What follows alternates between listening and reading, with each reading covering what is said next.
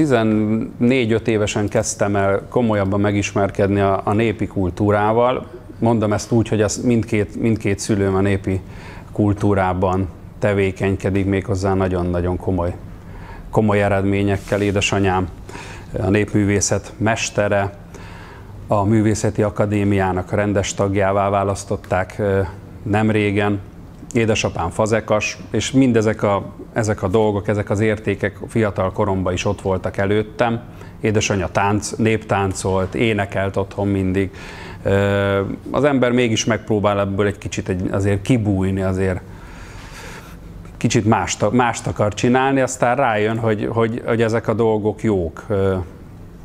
Elkezdtem kutatni az őseim után, elkezdtem levéltárba járni, és akkor ott rájöttem, amikor már régen játszottam ezt a furúja zenét, hogy vajon miért tetszett ez nekem igazán, és ott jöttem rá a levéltárba, hogy nekem az összes ősöm, ameddig csak vissza lehet kutatni 1720-ig, mind juhászok voltak, pásztoremberek voltak egyik oldalon, másik oldalon kántortanítók, akik az orgonát finomították mindig, és hogy innen ebből tevődök össze ezekből a dolgokból.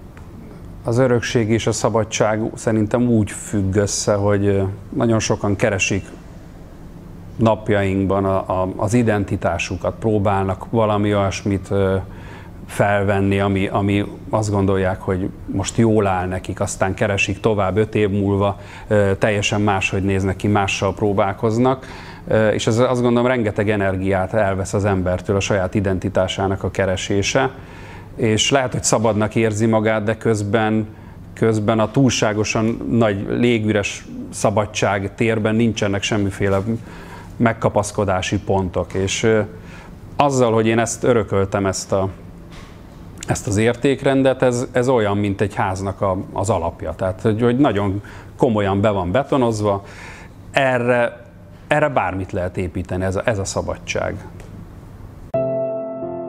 Évekig játszottam pontosan 100%-osan, autentikusan a magyar népzenét, tehát ismerem az alapjait, és azt gondolom azért nyúlhatok hozzá egy kicsit bátrabban, vagy ahogy az első lemezünknek a címe is utal rá, egy kicsit pimaszul, mert ezeket a dolgokat nagyon, főleg a gyimesi népzenét, a saját vidékem, a Palóc népzenét behatóan ismerem, és tanulmányoztam, és gyűjtöttem, és jártam idős emberekhez,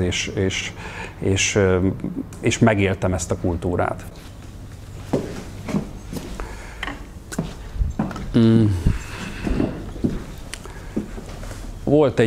Van egy fontos gyimesi élményem, Karácsony Lázár gyimesbükki furujástól. A saját magától egyszer csak azt mondta, hogy most eljátszom nektek a népdalt úgy, ahogy van.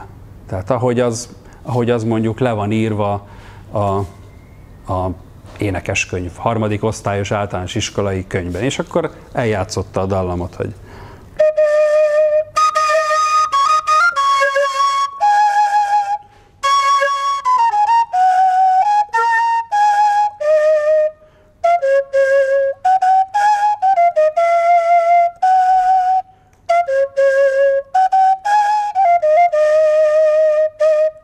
és akkor azt mondta, hogy és most megmutatom, hogy milyen, amikor beleteszem saját magamat, ő nem így mondta, hanem mikor kivirágozom a nótát. Ugyanez a dallam mi lehet akkor?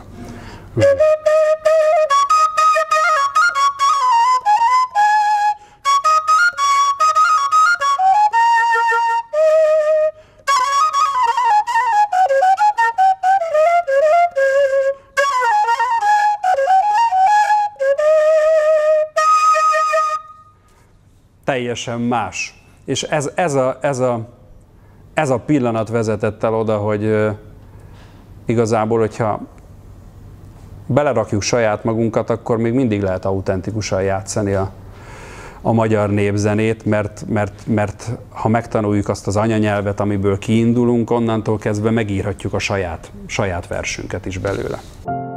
A magyar népzene az egy csodálatos kincses tár.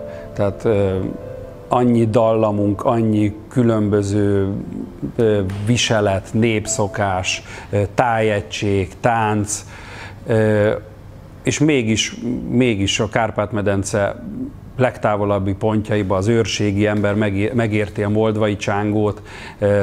Én is, amikor a gyimesi mestereimet elvittem haza Fedémesre a nagyszüleimmel, azonnal 1 perc alatt megtalálták a közös szót. Tehát a fejünkben azt gondolom, hogy tökéletes rend működik, a nyelvünk annyira fantasztikusan le tudja írni a világot, és a zenénk is azt gondolom, hogyha anyanyelvi szinten működik, akkor ez működik mindenhol.